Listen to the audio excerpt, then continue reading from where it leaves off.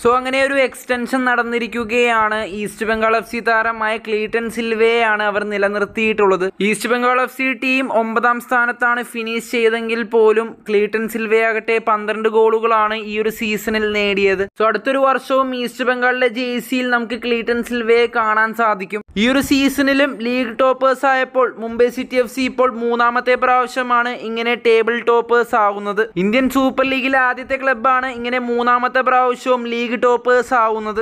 അടുത്തത് ഇവാൻ വുക്കോമനോവിച്ചിനെ പറ്റി പറയുന്നതിന് മുന്നേ ഒരു കൊച്ചി ബ്ലൂ സ്പൈക്കേഴ്സിന്റെ പ്രൈം വോളിബോൾ മത്സരം കാണുവാൻ വേണ്ടി ഉണ്ടായിരുന്നു. സോ ഇതിന്റെ കമന്റ് സെക്ഷൻ എടുത്ത് നോക്കുകയാണെങ്കിൽ കൂടുതൽ പേരുടെയും രസകരമായ കമന്റ് ഇങ്ങനെയാണ്: ആശാനെ, ഈ വരുന്ന ആഴ്ചയാണ് നമ്മുടെ നോക്കൌട്ട് മത്സരമെന്ന്. അതുപോലെ ഈ ഒരു സീസണിൽ ലീഗ് സ്റ്റേജ് അവസാനിക്കുമ്പോൾ ബെസ്റ്റ് റേറ്റഡ് പ്ലേയേഴ്സിന്റെ ലിസ്റ്റ് എടുത്ത് നോക്കുകയാണെങ്കിൽ 1ാം സ്ഥാനത്തുള്ളത് ചാങ്തെയാണ്. 8.25 റേറ്റിംഗ് ആണ് താരത്തിനുള്ളത്. 2ാം സ്ഥാനത്ത് സ്റ്റുവർട്ടും 3ാം സ്ഥാനത്ത് പെട്രറ്റോസും അതുപോലെ തന്നെ ബ്ലാസ്റ്റേഴ്സ് താരമായ ലൂണ 5ാം സ്ഥാനത്തുമുണ്ട്. ഇന്ത്യൻ സൂപ്പർ ലീഗിലെ പ്ലെയർ സ്റ്റാറ്റ്സ് എടുത്ത് നോക്കുകയാണെങ്കിൽ മോസ്റ്റ് ഗോളിന്റെ ലിസ്റ്റിൽ 1ാം സ്ഥാനത്തുള്ളത് മൗറീഷ്യയാണ്. 12 ഗോളുകളാണ് താരം നേടിയിട്ടുള്ളത്.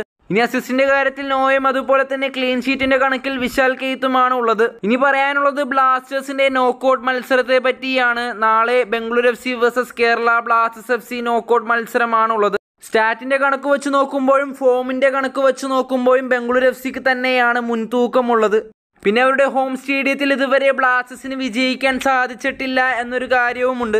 പക്ഷെ ഇതിനു മുമ്പ് ബ്ലാസ്റ്റേഴ്സ് എന്നൊക്കെ പ്ലേ ഓഫിൽ കയറിയിട്ടുണ്ടോ അന്നൊക്കെ ബ്ലാസ്റ്റേഴ്സ് ഫൈനൽ വരെ എത്തിയിട്ടുമുണ്ട്. ബ്ലാസ്റ്റേഴ്സ് താരമായ ഇവാൻ കല്യൂഷിനി ടീമിന്റെ കൂടെ ഇല്ലാത്തത് തീർച്ചയായും ടീമിന് കൂടുതൽ പ്രഷർ നൽകാനുള്ള ചാൻസുമുണ്ട്.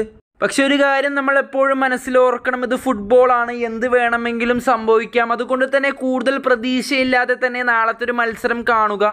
സോ നല്ലൊരു റിസൾട്ട് ഉണ്ടാകുമെന്നൊരു പ്രതീക്ഷയിൽ വീഡിയോയുടെ അവസാനിപ്പിക്കുന്നു. വീഡിയോ ഇഷ്ടമായ ലൈക്ക് ചെയ്യാം, വീഡിയോ ഇഷ്ടമായില്ലെങ്കിൽ ഡിസ്ലൈക്കും ചെയ്യാം. സോ മറ്റൊരു പുതിയ വീഡിയോയുമായി വരുന്നത് വരെ stay tuned from this channel. By.